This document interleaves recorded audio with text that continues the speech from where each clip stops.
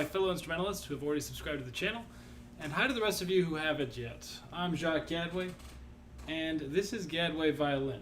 In today's live stream, we're doing another episode taking a look at the 6 carols in 6 gifts, or etudes, you might call them.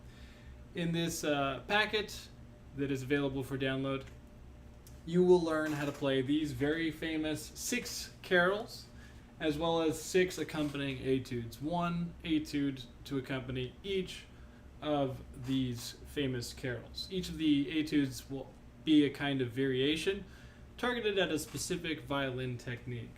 So this holiday season, you can learn these carols and you can learn some new technique, gifting yourself the wonderful gift of practice and violin technique. As you can see, the 6 carols listed here: O Holy Night, the First Noel, Hark, the Herald Angels, Silent Night, Away in a Manger, and We Three Kings. Accompanying each of those is its own etude. We've already done the first 2 in the previous live streams on this channel, and today we're continuing on. We're going to be doing our third, which is Hark, the Herald Angels. And to accompany that, we have our technique of double stops. So, before we jump into the double stops, let's learn this carol and talk about how we might phrase it and how we might go about performing it in front of perhaps our family around the holidays. We'll start right from where it says measure 165.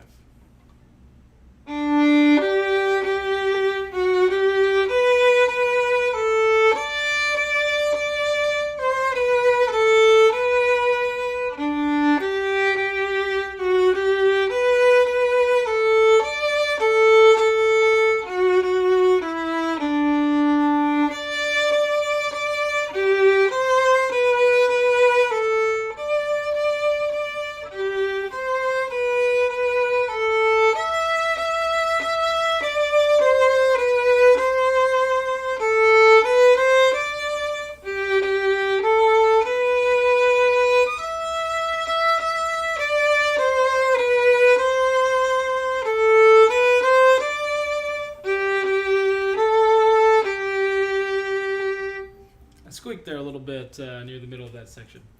If you'd like to practice this at home or follow along with your own music, you can take a screenshot of the music on screen right now. You can also find the music in the link below for purchase on my website. That's a great way to support the channel, but like I said, you can just screenshot it right here, and you can also do the same with the etude, which is right here on the screen as well. Also, throughout the video, it'll be on screen as I play through it and talk about this stuff. Let's go back to the actual carol first before we dive into the etude. I squeaked a little bit on here because one of the main focuses that we're going to talk about when playing this this carol is that it's a very beautiful sostenuto carol. We're playing a lot of long bows and not very fast notes. And so with each and every one of our notes, we want to create a very nice sound. I squeaked myself because I was trying to do that, and I've been playing the last few days outdoor gigs in the brutal humidity of Miami, Florida, and my bow hates me right now. But I'm going to do my best to make sure that it doesn't defeat our purpose here. So when we're approaching this, we talked a little bit about this in the last live stream with the First Noel. But we're talking about creating phrases even when talking about simple, beautiful melodies.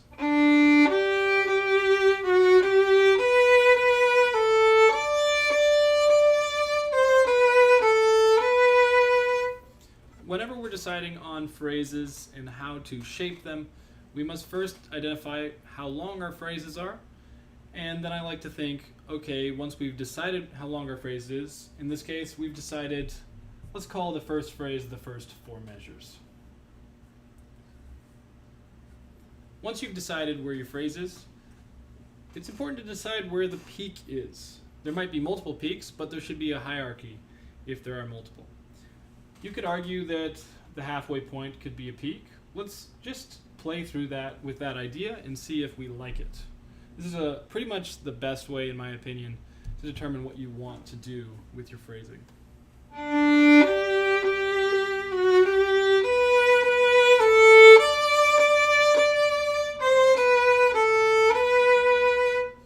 Let's try a different measure. Let's aim for da, da, da, da, da, da, da, da. Let's aim for that second measure instead.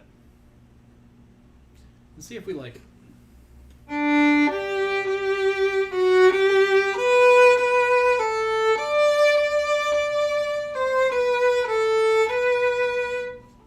like it as well. Let's try just aiming for the fourth measure, just so we've officially tried every version.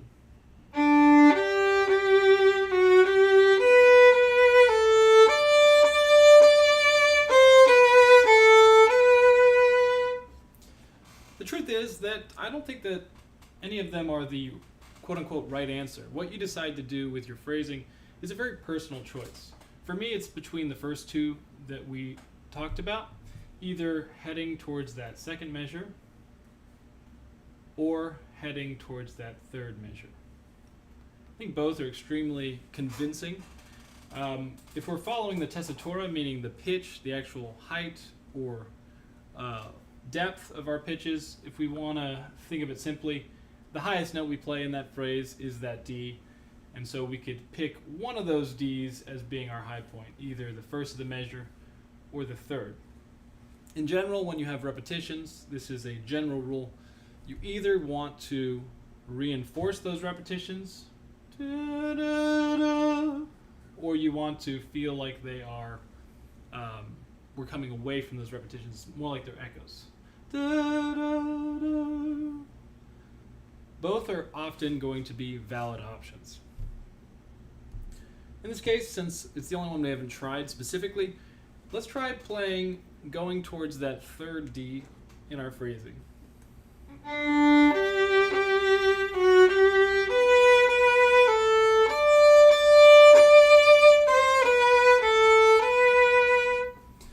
Now, what has been really a relatively simple melody of pretty much just quarter notes, we've had to dig quite deeply to decide on exactly what we might want to do with our phrasing.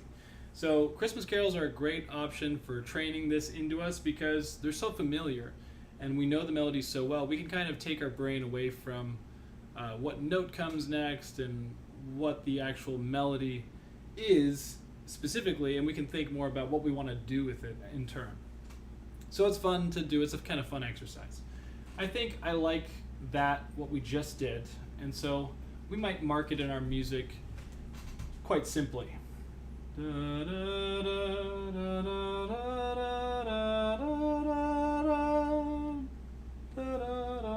a little hairpin. And if you do this enough, you might not feel the need to actually mark that in your music. Instead, you might just simply put what I like to call a flag post in mind of where you're going. If you're using an iPad like me, it's very easy to color coordinate these things. I probably would use blue for that, not yellow. Usually I use yellow or red to indicate repeats in my music so I don't forget about them or lose track. All right, so we talked about the phrasing. In terms of fingering, this is a super simple thing. I think we can literally just play it all in first position, no reason to get fancy.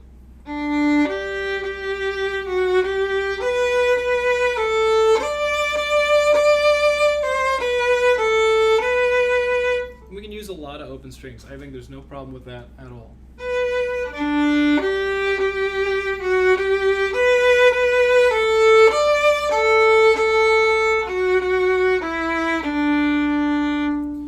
So we have a very similar looking phrase the second time that I just played. However, we might not have an exactly congruent phrase shape that we've determined. Right? We determined that right here is where our miniature peak is, our peak within the phrase.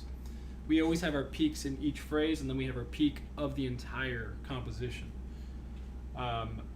And our peak in this phrase doesn't have to be exactly the same. If we were to make it congruent, it would be right here, right on the third measure of the phrase, halfway through, but it doesn't have to be that way, since it's not exactly the same phrase, and nobody's telling us we have to do that, right? This is part of the fun of our practice and our performing. This is what we do as instrumentalists. We interpret the music in front of us.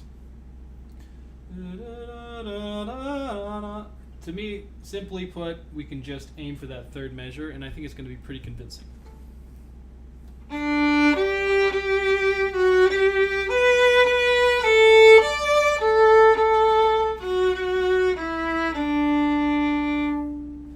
And then I've actually written it in the part here. Because I've written this piano here, it's an implication that we're going to do the first one strong. Once again, whenever you have a repetition, which is what we have here, we have the same two measures repeated, right? Whenever you have a repetition in music, you're either going to, in general, echo, meaning get softer on the repetition, or reinforce, meaning get louder during the repetition. I've written the piano because I've kind of just made that decision for us, but don't feel the need in your own performance or practice to just simply abide by that. Unless you're playing Beethoven or some well-respected composer, you can take these markings a lot of the time with a grain of salt. We're going to go right from that second idea here. This is measure 173.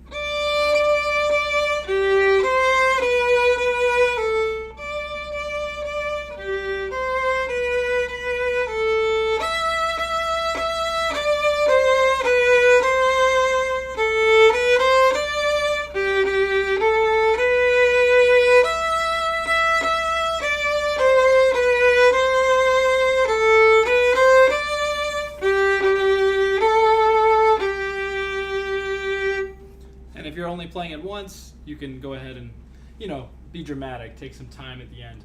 But a lot of the time when you play these Christmas carols, there's multiple verses. People might want to sing with you.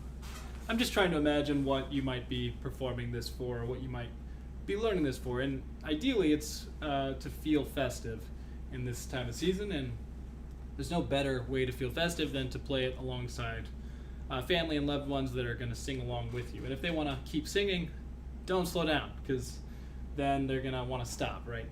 So if they want to sing other verses, then you could just add a simple repeat here and just go right back to the beginning. And that's going to be the case for all of these carols that we do in this series.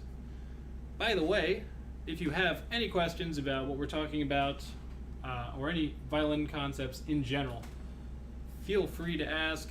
One of the beauties of having such a small audience here on YouTube is that it's not hard for me to look at all of your comments and actually provide real feedback. So please feel free to take advantage of that at any points. With that, let's move on. We just kind of played through this, but we didn't really talk about exactly how we might want to phrase this. Again, all these phrasing topics or discussions that I'm bringing up, they're really, really subjective, but that's why I'm trying to kind of frame it by how I'm making those decisions rather than what decisions I'm making. It's not so important that I tell you to do this or that, so much as it's important for you to see that really there are so many options, and it's all about conviction and belief. You got to believe in it yourself. So we've decided we're kind of doing this echo here, but still within these miniature phrases, we want to think of peaks and valleys. For me, I'm thinking the beginning is actually unusually the true inflection. The beginning of that measure seems the most important. But I could be convinced otherwise.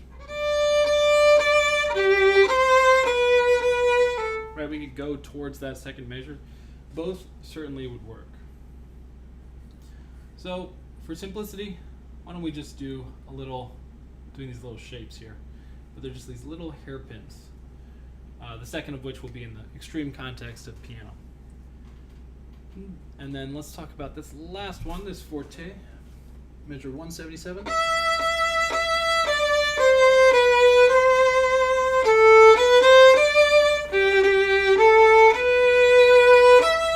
For me, the peak, when we're talking about peaks, we're talking about peaks within phrases, but then we also have to talk about peaks within the entire composition. For me, the peak within the entire composition is right here, right on the end, this second phrase. We might even mark a fortissimo for ourselves, just so it's really clear. And we might even want to crescendo into it, really to feel that that's a peak of this entire composition. And it is quite epic.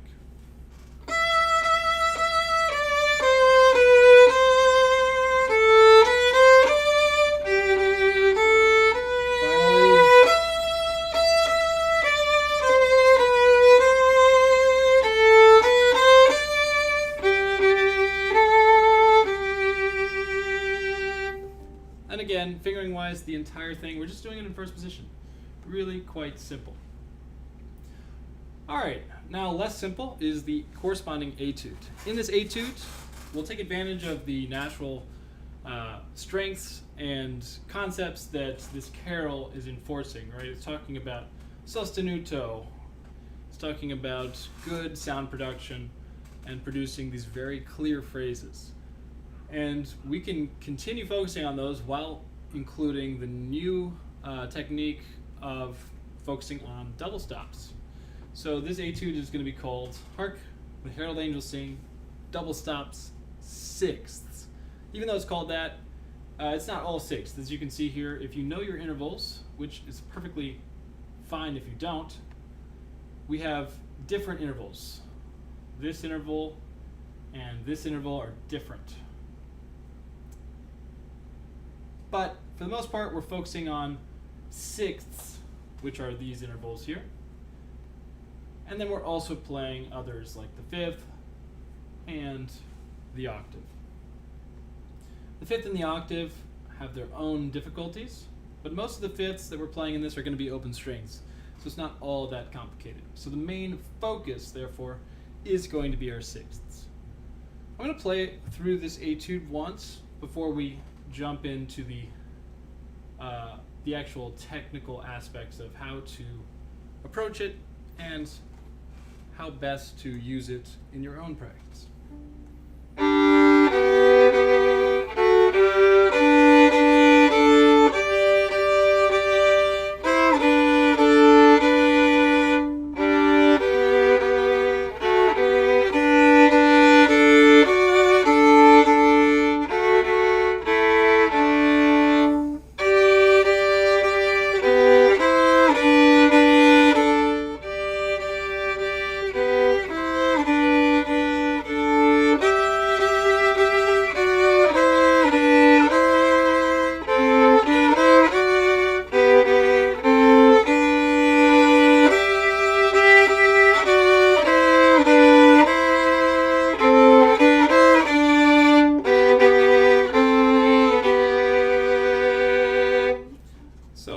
It sounds, a lot stronger when we have the double stops, and it sounds a little complicated, but actually the technique for these double stops is not all that challenging.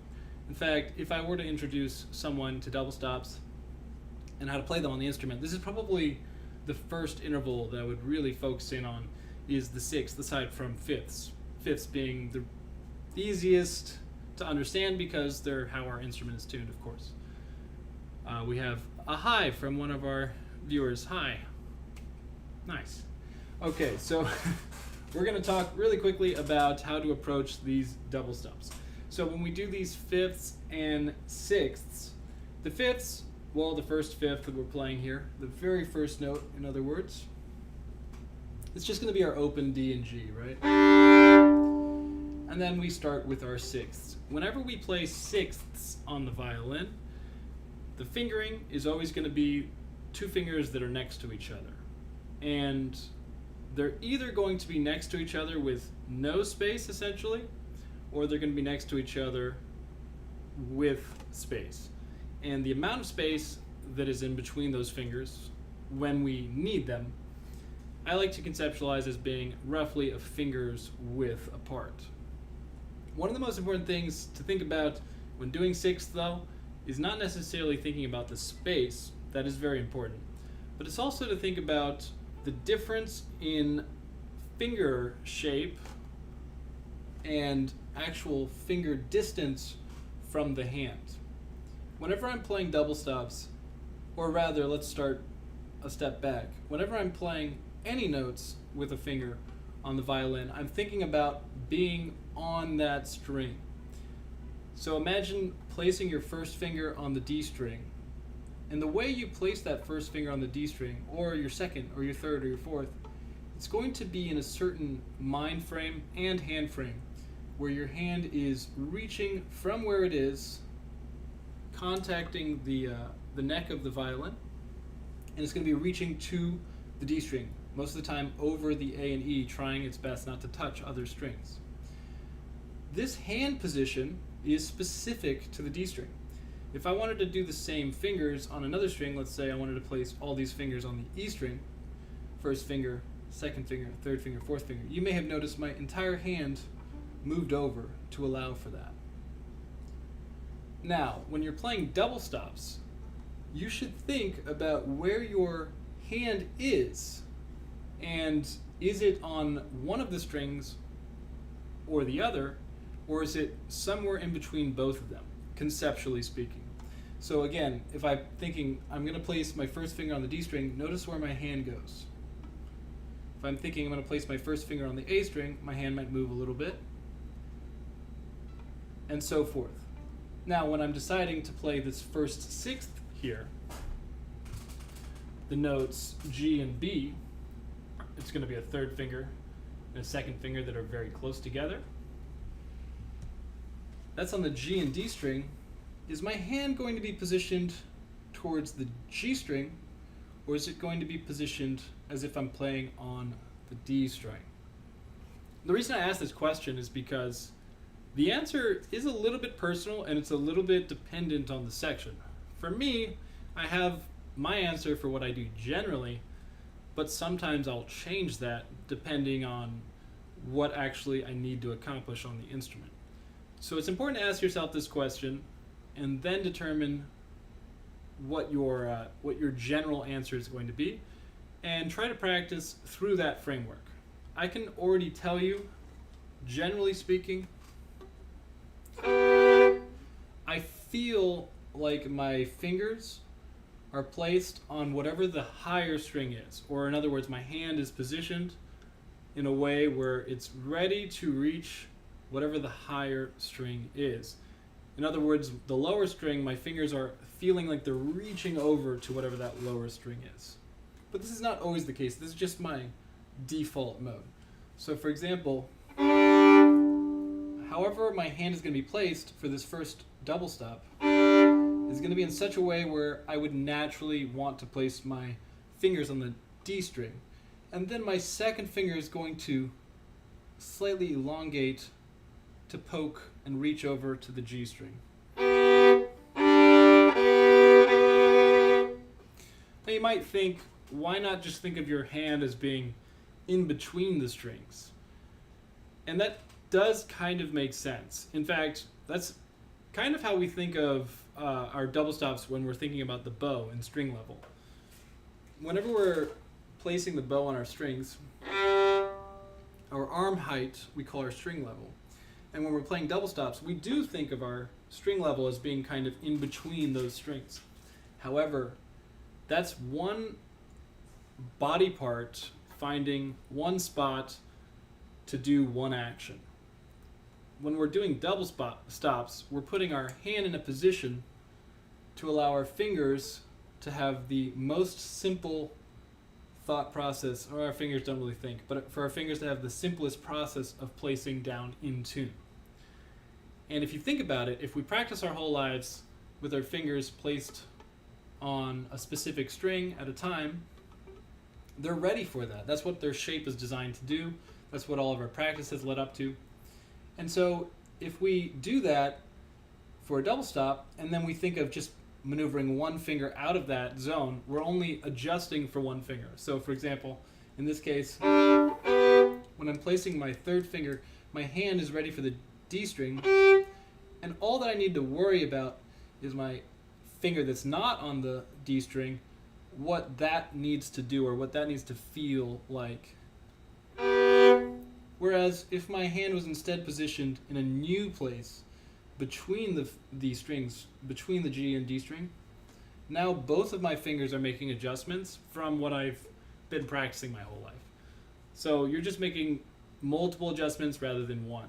It's not invalid, it just seems to me like a little bit extra work. And I'm all about less work. So whatever we can do to practice to make it easier and simpler for our brain and our fingers' brains. All right, that's a lot of me yapping. Let's play some of this. I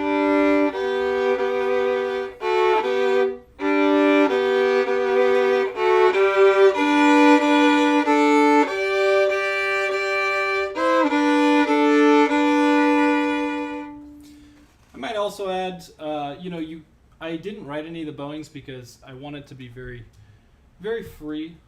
Whatever's convenient and feels the best for these double stops. But if it's comfortable, you can go ahead and add exactly the same bowings because it's the same rhythms and stuff as we have in the actual carol. So you might just want to do these hooks again if it's feeling good.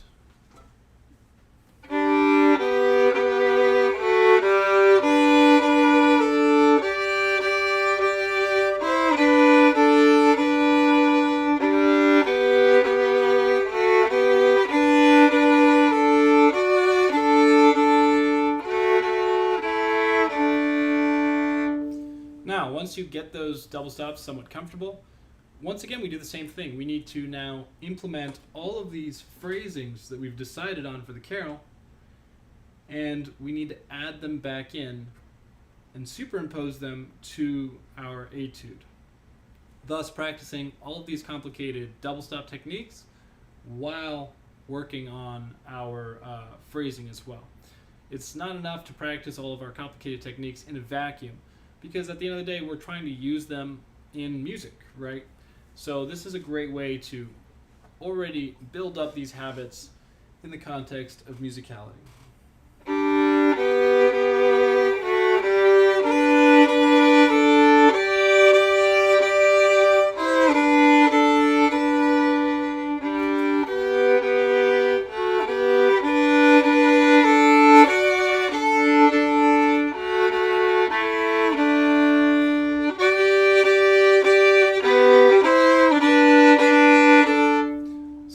We've come to our first real uncomfortable interval.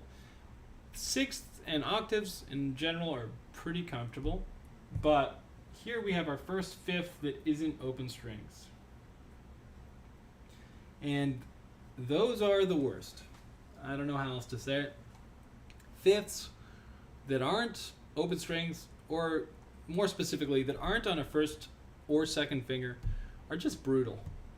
But there are a couple things we can do to make them feel a little bit more comfortable. And once again, you want to think about where your hand is. Is it on a specific string? And most likely it should be. So in this case, our fifth is going to be between the D and A string, right? But we don't necessarily want our hand to be positioned there, but rather we want to either position it for the A string or the D string, and then place the finger according to that. If we do our default, that's where we're placing our hand near the A string, as if we're going to place our third finger on the A string. But then we're going to move the finger independently to be placed on both strings. It's very easy, or rather tempting, to try to do something extraordinarily awkward and unique to create and execute these fifths. But really, you want to go back to basics, be as simple as possible, and also be as soft or effortless as possible. Ideally, you place these fifths, you get them to speak without crushing the string, without gripping too hard.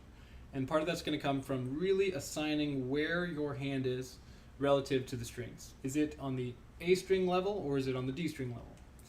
Again, my default is to be on the higher string of whatever double stop I'm playing. So A string level, and then independently moving the third finger towards the fifth.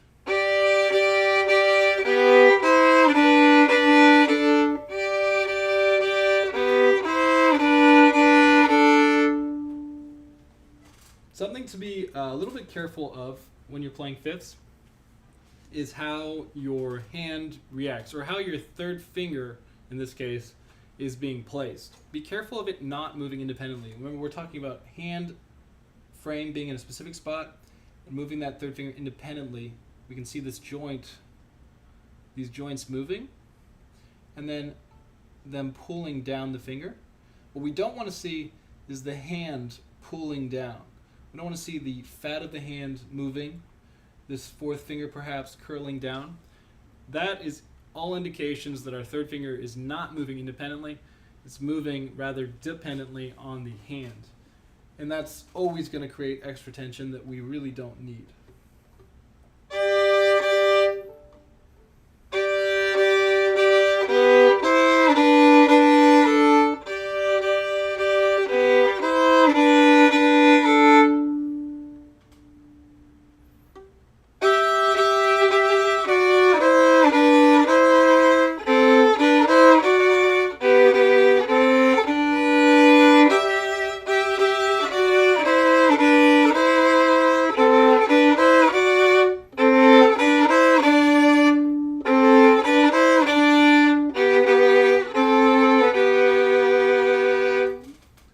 The bowing a little bit backwards there. But that basically covers the concepts that we're thinking about when we're tackling this etude and this carol. I really hope that practicing it helps you get into your holiday festivities, and I hope you find somebody to enjoy this with. One nice thing about this etude is that if you're comfortable reading in divisi, you can play this in divisi. Somebody playing the bottom line and somebody playing the top line, and you can play it as a duet with another violinist or another instrumentalist that reads treble clef. So I hope you enjoy. Thank you so much for watching. We're going to be back tomorrow, same time, to do the fourth carol and the fourth etude. So make sure you're subscribed and you got your notifications turned on so you don't miss that. I'll see you tomorrow, and happy practicing as always.